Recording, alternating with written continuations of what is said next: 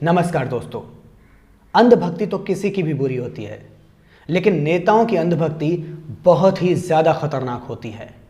हमारे देश में पिछले 9 सालों में नरेंद्र मोदी की अंधभक्ति का बुखार बहुत तेज़ी से फैला है और इस बीमारी ने, अंधभक्ति की इस बीमारी ने, मोदी भक्ति की इस बीमारी ने देश के करोड़ों नौजवानों का क्या हाल कर दिया है, उसका एक ताज़ा उदाहरण लेकर मैं आपके सामने पेश हुआ हूँ। पश्चिमी उत्तर प्रदेश के बागपत जिले के युवा व्यापारी राजीव तोमर ने कल फेसबुक लाइव के दौरान जहर खा लिया। उनकी पत्नी ने भी जहर खा लिया। राजीव इस समय अस्पताल में हैं, ज़िंदगी और मौत से जूझ रहे हैं और उनकी पत्नी का निधन हो गया है। राजीव ने फेसबुक लाइव के दौरान क्या कुछ कहा, ये मैंने सुना और इस वीडियो के अंत में आप भी उसे सुनेंगे। लेकिन उससे पहले मैं आपको बता दूं कि राजीव 2013 में ही बीजेपी के मेंबर बन गए थे। उनकी बीजेपी के तमाम बड़े बड़े नेताओं के साथ में सेल्फीज आपको उनके फेसबुक पोस्ट पर दिखाई दे जाएंगी। तमाम जो मोदी जी के अंधभक्त इस देश में हैं, वो लोग किस किस्म के विचारों पर मोदी जी की और बीजेपी की तमाम किस्म की तारीफ़ें किया करते हैं, वो सब कुछ आप एक एग्जाम्पल के तौर पर राजीव तोमर की फेसबुक वॉल पर देख सकते हैं। मैंने कुछ स्क्रीनशॉट्स लिए हैं उनकी फेसबुक वॉल के, जो मैं यहाँ आपको दिखा रहा हूँ। राजीव नरेंद्र मोदी को बड़े ही संस्कारी व्यक्ति मानते थे। वे मानते थे कि जो व्यक्ति अपनी माँ को इतना सम्मान देता है, वो अपनी देश की जनता को कितना सम्मान देगा। इस किस्म की पोस्ट भी, भावुक पोस्ट भी वे शेयर कर दिया करते थे। बाबा रामदेव के एक के बदले 50 सर लाने वाली जो पोस्ट हुआ करती थी, उनको भी वे शेयर करते थे और सोचते थे कि जब नरेंद्र मोदी देश के प्रधानमंत्री बन जाएंगे तो देश की सीमाओं की ऐसी हिफाजत करेंगे कि आगे से पाकिस्तान कभी यहाँ झांक कर देखने की हिम्मत भी न करे और पाकिस्तान को धूल में मिला देंगे। ऐसी पोस्ट भी वे शेयर किया करते थे। वे ऐसी पोस्ट भी शेयर किया करते थे जिनमें अपील होती थी कि कैंडिडेट चाहे जो भी हो, मोदी को ही वोट देंगे। मतलब लोकतंत्र की हत्या का जो विचार था वो राजीव भाई आत्मसात कर चुके थे और उसे ही फैला रहे थे, जैसे देश में उस वक्त तमाम करोड़ों मोदी भक्त कर रहे थे। अल्पसंख्यकों के प्रति नफरत के भाव फैलाने वाले जिस किस्म के पोस्ट हुआ करते थे, उन्हें भी वे शेयर कर दिया करते थे। ऐसी ही एक पोस्ट उनकी 2014 की मई की तब की है, जब एक वकील की हत्या कथित तौर पर कुछ अल्पसंख्यकों ने कर दी थी। टीचर्स डे पर तो उन्होंने नरेंद्र मोदी को अपना गुरु बताते हुए उनको शिक्षक दिवस की बधाई भी दी थी।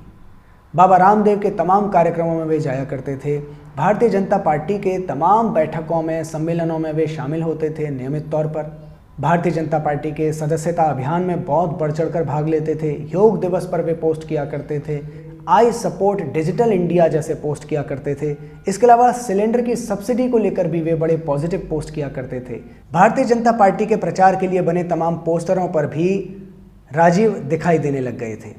Modi plus Yogi is equal to Vikas, ये 19 मार्च 2017 का उनका पोस्ट है।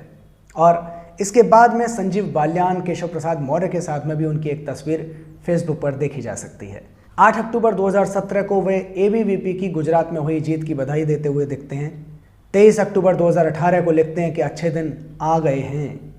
26 फरवरी 2019 की एक पोस्ट उनकी ये बताती है कि गन्ने का जो बकाया था, गन्ने का जो भुगतान था किसानों का, वो कर दिया गया है और राजीव भाई बड़े खुश नज़र आते हैं इस पोस्ट के साथ में।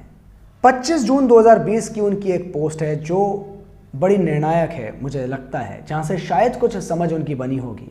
इसमें वे कहते हैं कि चीन के माल का विरोध तो ज़रूरी है, चीन से आयात तो नहीं होना चाहिए, लेकिन चीन का जो माल यहाँ के व्यापारियों ने ख़रीद लिया है, अगर उसको जला देंगे दोस्तों, तो नुकसान तो यहाँ के व्यापारियों का ही होगा ना। और चूँकि वे खुद व्यापारी थे तो शायद उस दर्द को समझने लग गए थे। इसके बाद लेकिन फिर से उनकी 15 जनवरी 2021 की एक पोस्ट आती है जिसमें वे राम जन्मभूमि के निर्माण के लिए चंदा देने की, दान देने की अपील करते हैं और ख़ुद एक रसीद का भी फ़ोटो शेयर कर देते हैं।